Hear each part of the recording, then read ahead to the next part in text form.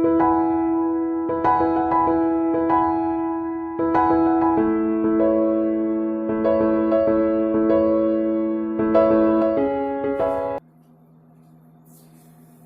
Students, my name is Alka Saini. You are watching biology class. Biology की इस class में फिर से आपका वेलकम है।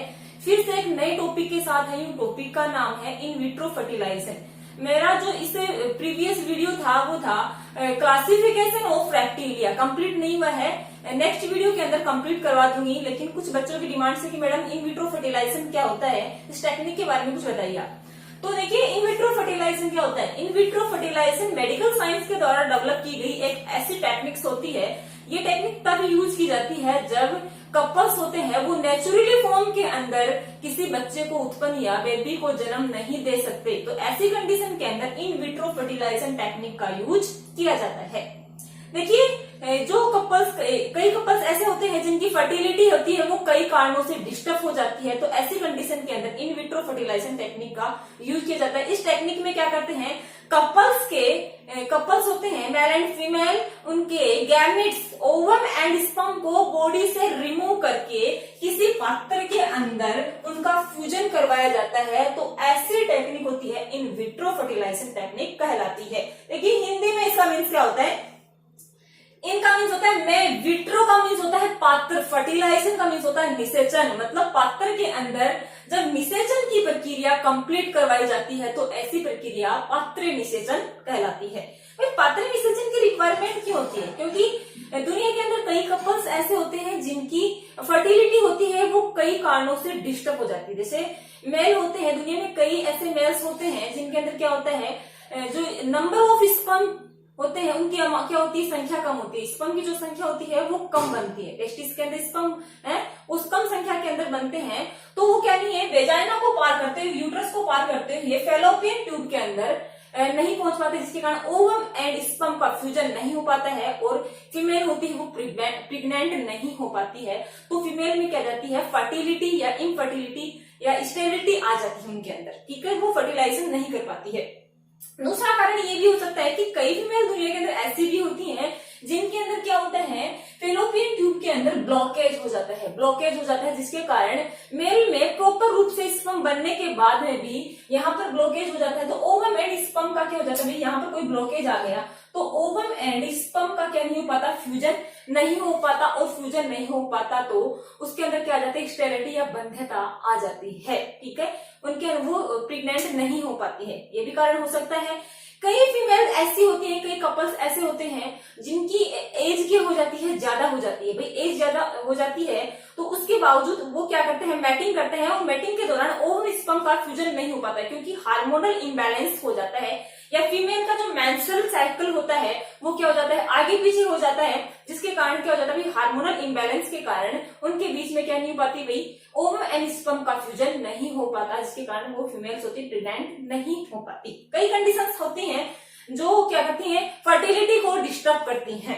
देखिए, मैंने ये जो डायग्राम ड्रॉ किया है ये फीमेल रिप्रोडक्टिव सिस्टम का है। इसमें मैंने काफी नेम शो किए हैं और ये नेम देखो, मैं fertility in vitro fertilisation technique को समझाने से पहले फीमेल रिप्रोडक्टिव सिस्टम का ये डायग्राम आपको बता देती हूँ कैसा है डायग्राम।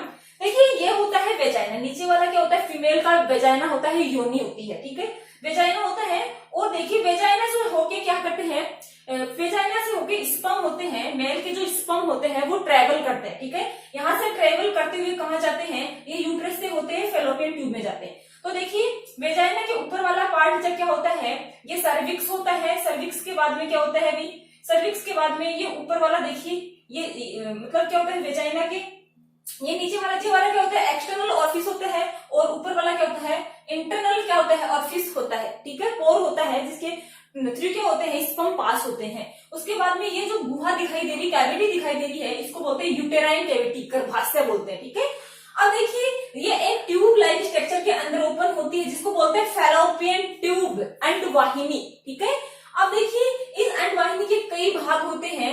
ये वाला होता है स्थमस वाला भाग होता है, और ये वाला एम्पुला वाला भाग होता है, और ये वाला जो होता है, ये जो जस्ट वाला नीचे वाला भाग होता है इसको बोलते हैं इनफंडिबुलम। ठीक है, ये वाला इनफंडिबुलम होता है, और ये तो जो दिखाई दे रही है आपको, ये होती है ओवरी, अंडाशय होते हैं फीमेल के अंदर, एक जोड़ी अंडाशय होते हैं और एक यूट्रस होता है। अब देखिए ओवरी के अंदर क्या होते हैं, ओवरी के अंदर फॉलिकल्स बनते हैं, अंडे बनते हैं फीमेल के अंदर, और हर फीमेल होती है वो मंथली एक अंडा होती है, एक अंडे को मैच्योर करके फेलोपियन ट्यूब के अंदर प्रोड्यूस करती है। हर मंथली एक अंडा होता है, वो अंडाशय से मैच्योर होके, ठीक है ना, मैच्योर होके कहां पर इंटर करता है, फेलोपियन ट्यूब के अंदर इंटर करता है। मेंस्ट्रुअल जो फीमेल्स होती हैं उनका जो मेंस्ट्रुअल साइकिल होता है वो 28 या 30 दिन का होता है, और मेंस्ट्रुअल साइकिल के जो 14 डे के बाद में क्या होता है, ओवुलेशन होता है, अंडोत्सर्ग होता है, जहां क्या होता है, अंडाशय से अंडा निकलकर Graafian follicles, mature Graafian follicles ovary से निकल के कहा जाता है भाई, फेलोपियन ट्यूब में जाता है, ठीक है।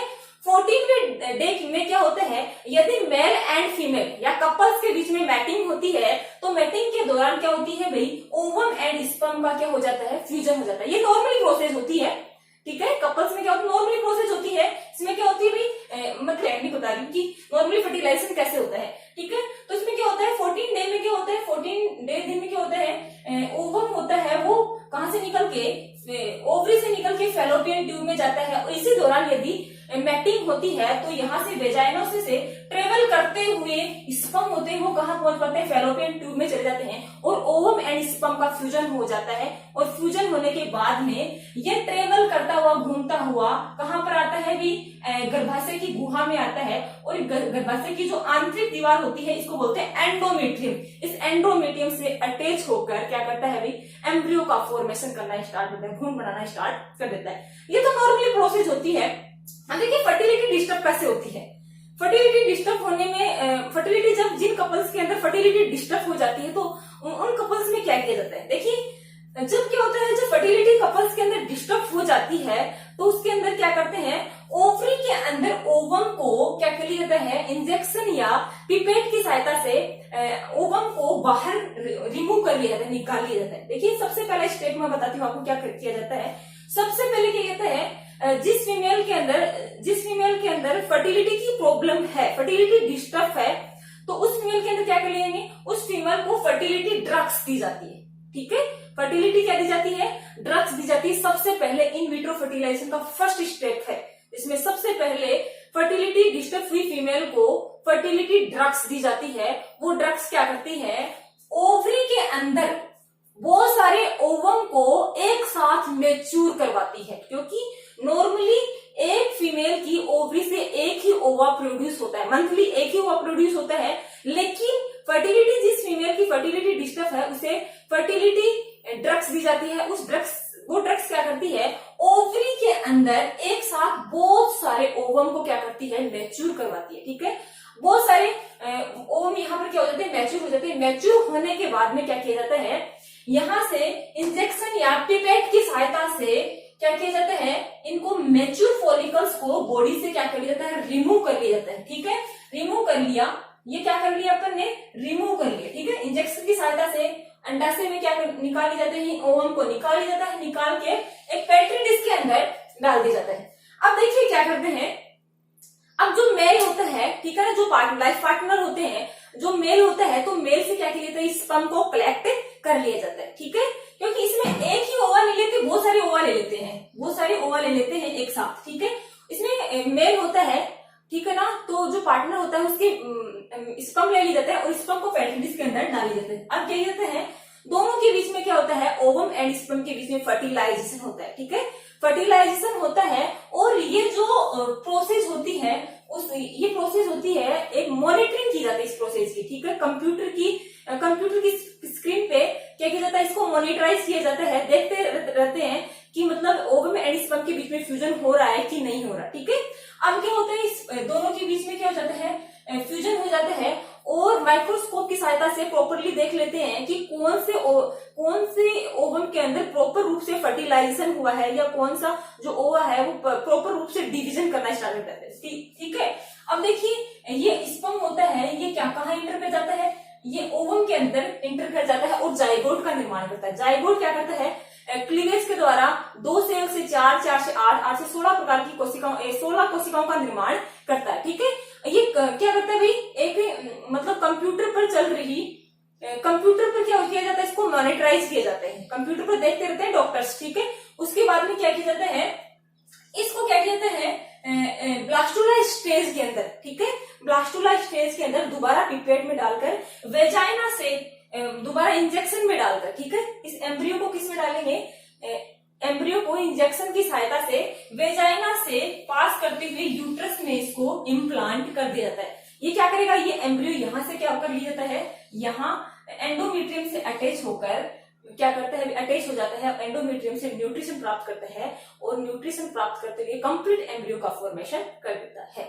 अब देखिए ये जो टेक्निक्स होती है वो मेडिकल साइंस के द्वारा डेवलप की गई है और ये टेक्निक्स काफी पॉपुलर है और काफी मतलब मेडिकल साइंस के अंदर काफी यूजफुल भी सिद्ध हुई है और इसका यूज होता है वो काफी यूजफुल सिद्ध हुई है, काफी यूज इसका किया भी जा रहा है क्योंकि वर्तमान समय के अंदर काफी प्रॉब्लम्स क्रिएट हो रही है कपल्स को, क्योंकि वो नेचुरली फॉर्म के अंदर वो अपनी बेबीज को या अपने बच्चे को उत्पन्न नहीं कर पाते हैं, तो ऐसी इन विट्रो फर्टिलाइजेशन टेक्निक का यूज